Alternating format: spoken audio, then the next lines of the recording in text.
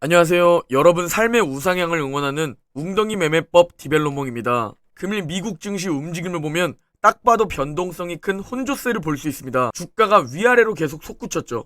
방향을 잡지 못하고 혼조세를 보인 이유는 오늘 밤 9시 30분에 발표되는 9월 소비자 물가지수 CPI만을 주목하고 있기 때문입니다. 이 CPI가 발표되기 전 관망세를 보이고 있는 것이죠. 오늘 먼저 전해드릴 소식은 어제 생산자 물가지수 PPI가 발표되었는데 이게 생각보다 높게 나왔습니다. 지난달 8.7%보다는 낮아졌지만 제조업 환경이 나쁘다는 것을 알 수 있고 거기에 인플레이션도 쉽게 잡히지 않고 있다는 것을 알 수 있죠. 그나마 다행인 것은 내용을 자세히 살펴보면 헤드라인 수치에 영향을 준 건 채소 가격 상승 때문이고 서비스 물가 상승 이유 역시 여행 숙박 물가가 올랐기 때문입니다. 즉 인플레이션이 광범위하진 않았다 라고 해석해 볼 수 있습니다. 다음으로 FOMC 의사록이 공개되었는데 핵심 내용만 공유드리려고 합니다. 먼저 연준은 GDP가 3분기에서는 안정적으로 상승하고 있다고 생각하고 있습니다. 그리고 중요한 부분이 뭐냐면 대부분의 연준 위원들은 언젠가는 금리 인상 속도를 줄여야 한다고 생각한다는 겁니다. 하지만 전체적인 정책의 영향을 보고 그것에 맞춰 조정해야 한다는 것이죠. 그리고 추가로 몇몇 위원들은 정책이 더 긴축의 영역에 들어설수록 이제는 인플레이션과 경기 침체에서 오는 즉 양방향의 리스크가 커져간다고 말합니다. 그럼에도 연준은 어떤 생각을 하고 있냐면 금리를 너무 많이 올려서 생기는 리스크보다 금리를 너무 적게 올려서 생기는 리스크가 더 크다고 생각한다는 겁니다. 그래서 지금 과하게 긴축 기조를 유지하는 것이죠. 즉 2보 전진을 위한 1보 후퇴를 노리는 것입니다. 그리고 대다수의 위원들이 동의한 부분이 뭐냐면 금리가 충분히 긴축의 영역에 도달하면 잠깐 멈춰가는 게 맞다고 생각했다는 겁니다. 이는 4.5%까지 금리를 올리는 게 연준이 생각하는 충분한 긴축의 영역인 것이고 내년에 쭉 이 금리를 유지하는 것이 연준이 생각하는 잠깐 멈춰가는 것이라는 것과 연결되죠. 그리고 몇몇 위원들은 현재 불확실한 경제 상황을 봤을 때 연준이 금리 인상 속도를 잘 조절하는 게 중요할 것이라고 생각한다고 발언했고 그리고 연준이 의도한 대로 이자의 상승으로 인해 신용에 대한 수요가 줄어들고 있다는 내용이 있는데 이는 현재 인플레에서 높은 비중을 차지하는 부동산 가격이 하방으로 가고 있다는 것을 의미합니다. 그리고 닐 카시카리 총재의 발언이 있었는데 일단 매파적 기조를 분명히 했습니다. 연준의 현 태도는 달라지지 않을 것이라는 것이죠. 그런데 최근 가장 매파적인 닐 카시카리 총재가 연준이 긴축을 멈추려면 경제가 빠르게 하강으로 향하거나 인플레이션을 확실히 꺾여야 한다고 말했다는 겁니다. 즉 미국도 만약 현재 영국처럼 경제가 빠르게 하강으로 향하면 긴축을 멈출 수 있다는 것을 시사한 것이죠. 그리고 경제가 빠르게 하강하지 않고 인플레이션이 확실히 꺾이지 않으면 4.5% 정도의 금리를 내년에 쭉 유지한다는 겁니다. 즉 연준의 피벗을 기대하기엔 아직 한참 멀었다는 겁니다. 가장 좋은 건 경제가 버티면서 인플레이션이 잡히는 것이 가장 좋겠죠. 그리고 이 인플레이션과 관련해 가장 중요한 날이 또 벌써 오늘 밤입니다. 벌써 9월 소비자 물가지수 CPI가 또 발표됩니다. 오늘 밤 9시 30분에 발표가 되는데 현재 헤드라인 CPI부터 살펴보면 지난달에는 8.3%로 나왔었습니다.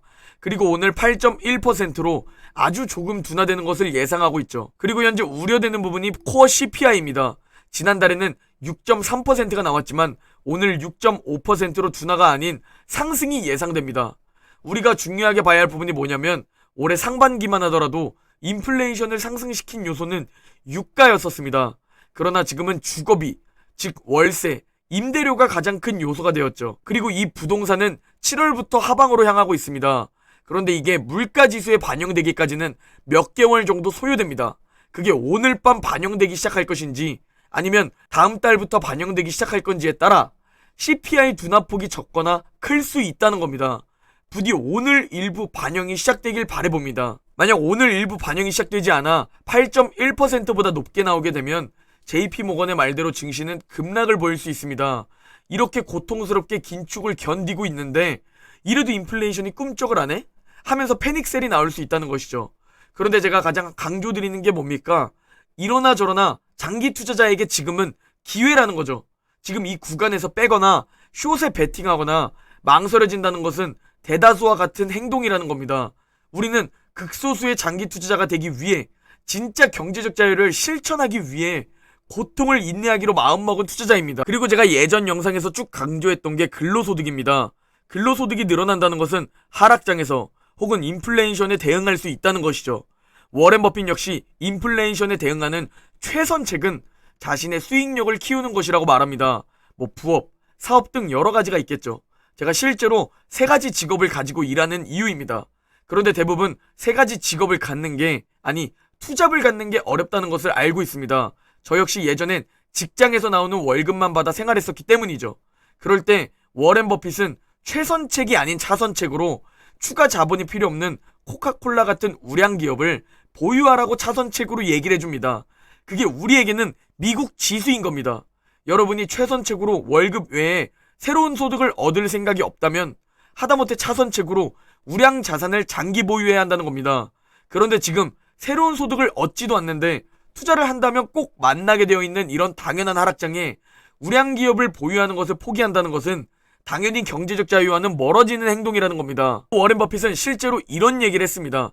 당신은 평생 햄버거를 먹을 계획이고 소를 키우지 않는다면 쇠고기 값이 올라가길 바랍니까? 아니면 내려가길 바랍니까? 마찬가지로 당신은 간혹 차를 사야 하는데 자동차 제조업자가 아니라면 자동차 가격이 올라가길 바랍니까? 아니면 내려가길 바랍니까? 물론 답은 이 질문 안에 있습니다. 당연히 내려가길 바라겠죠.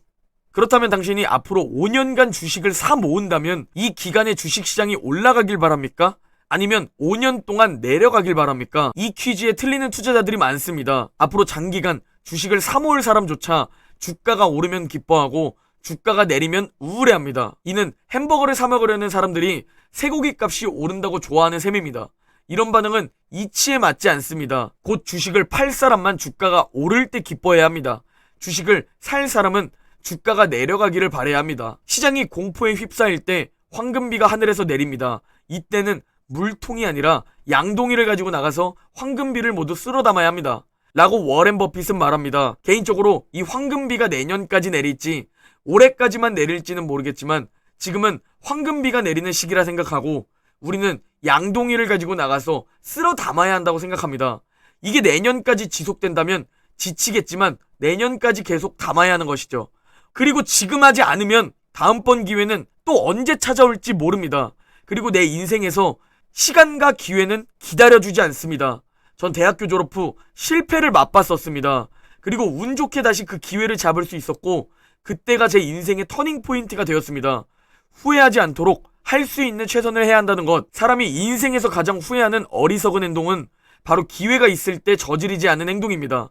여러분은 또 몇 년 뒤 제가 10억을 달성했다고 썸네일을 달 때 아 그때 쟤보고 같이 줍줍할걸 이렇게 후회할 건가요? 장기 투자자라면 지금 함께해야 합니다. 오늘 밤 CPI 발표 추가 하락이 두렵나요? 내년에 경기 침체가 온다니 두렵나요?